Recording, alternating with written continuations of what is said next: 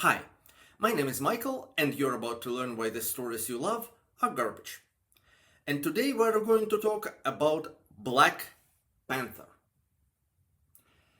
Now, let's not mince words here. I think the movie is racist. I know, the movie is directed by Ryan Coogler, apologies if I mispronounced the name, who is black.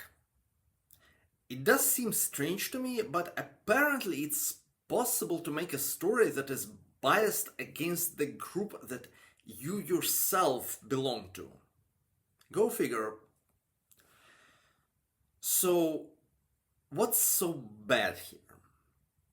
Let's start with small things. Things that can be excused or hand waved away. The first one is almost a joke, but if this is supposed to be a movie about black people, why are there not one but two white actors in prominent roles? And if Claw is a villain, and probably doesn't count, Agent Ross is one of the heroes. Why is he there at all? His connection to the plot is pretty minimal. The only thing he does is pilot the plane, which is something Shuri was way better prepared to do. Instead, they made her do pew pew. By the way, Letitia Wright, who played Shuri, was the only black actor whose performance I actually enjoyed. Yes, I know about the scandal with her being a comedian. It doesn't matter here. I usually like Angela Bassett, but nobody here, not her, not Chadwick Boseman, not Michael B. Jordan, nobody was any good. Either the studio didn't hire good black actors, or they didn't give them enough to work with. Probably both. Okay, I'm getting into some very subjective territory, so let's go back and see what other issues I have with this movie. Here is the second issue. Wakanda has some truly impressive tech. Let's see, who else in the MCU has something similar? Tony Stark. And here's the thing, Tony Stark has those things because he built them. He invented them. He took something ordinary and made it incredible. In a cave! With a box of scraps! Wakanda has all this tech because it was hit by a meteor made of vibranium. So the movie kinda tells us white people make things themselves, black people can only have them if a giant ball of magic smashes into them. Alright, this still is not so bad. While Tony Stark is a genius, Billionaire, playboy, philanthropist. he clearly benefited from the research of thousands of scientists before him. He also had the greatest education money can buy. On the other hand, Wakandans might have gotten magic by accident, but they certainly put it to good use, so this issue might not be so big. Here is the real kicker. The movie also tells us that black people, no matter how advanced is the country where they live, are going to select their political leader based solely on his ability to kick ass. I mean, just think about it. This is positively insane. Someone like FDR would have no chance whatsoever. And that guy was a major part in Nazis' defeat. Even Asgard, which didn't have a change of leadership in centuries, was choosing its next king based partially on merit. That's what the first Thor movie was about. Thor showing that he has at least some qualities of a good king. And this movie's plot centers on a king being removed because he's not the best at fighting? Look, we've seen presidents, prime ministers, and so on who weren't great. Some are outright evil. And I won't have a problem if a movie shows a bad leader taking power in my country. But how insulting it would be to see a leader chosen because he's just strong physically, and everybody accepting that this is the proper way. Is everyone here very stoned? Now, I think I do have a way to fix this problem. But before that, I need to talk about another issue, which has nothing to do with racism, but continues the general theme of this being an idiot plot. In case you don't know, idiot plot is defined as a plot that hangs together only because the main characters behave like idiots.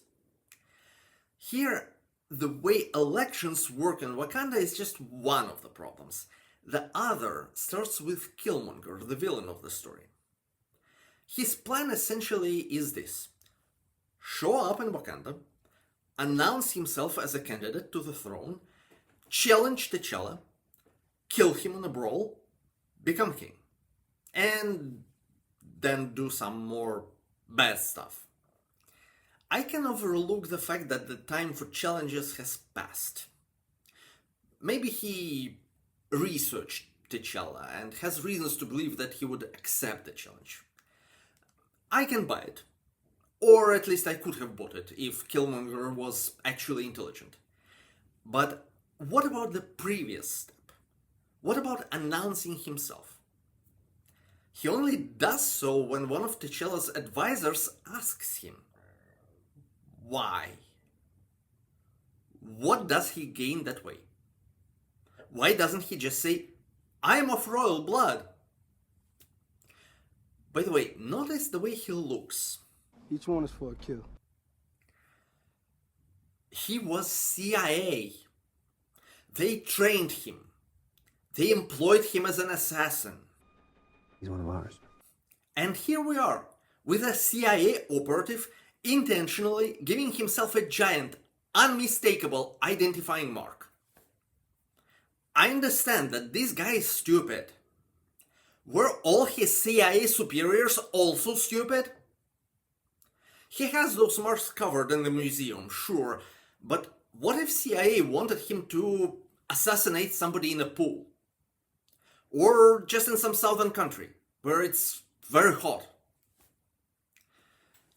Now, as I said earlier, I believe I have a way to fix at least some of those problems. Specifically the plot depending on the brawl between a king and a challenger, and the insanity of Killmonger's plan.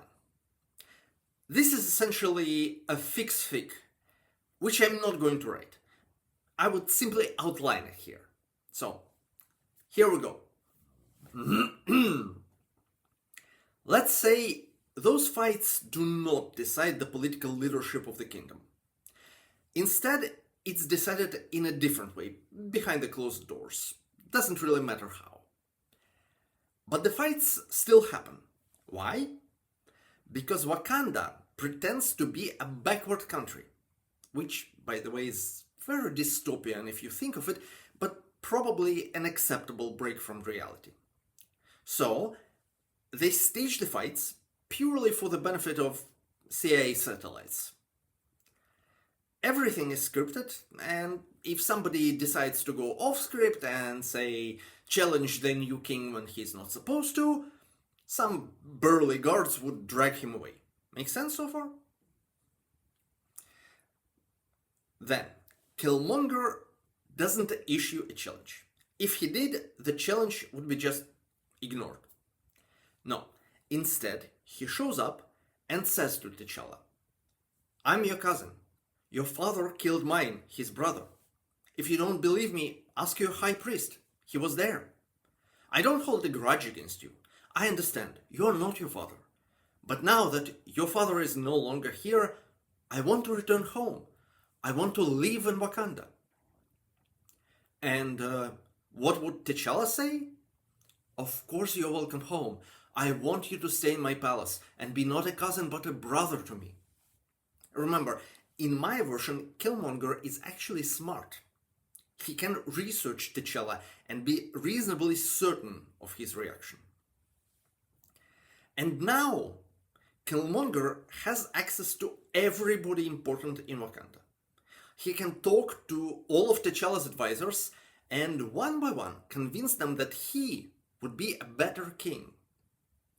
Then the only thing he would need would be T'Challa messing up something, which he would eventually do since he's new to the whole ruling thing. So, after a certain nudge from Killmonger, the advisors would come to T'Challa and say, "Sire, you've proven yourself to be a bad king. We need you replaced. Your cousin would take over now." And we can keep the scene at the waterfall. T'Challa is instructed to throw the fight, and he does. But Killmonger, who does want revenge, goes further and throws T'Challa into the abyss. And he also kills the priest, but not at the waterfall. Instead, he does it just a bit later, in some dark corner of the castle. See, this way we can keep every action scene, and would only need a few brief cuts of Killmonger scheming and gaining support. We can squeeze them in if we cut Agent Ross, and we'd also have a more coherent plot with a smart villain. What we got instead is a story that actively tries to insult black people and a villain who is a moron. And it's really sad. That's all I have to say. We'll see you next time. Bye.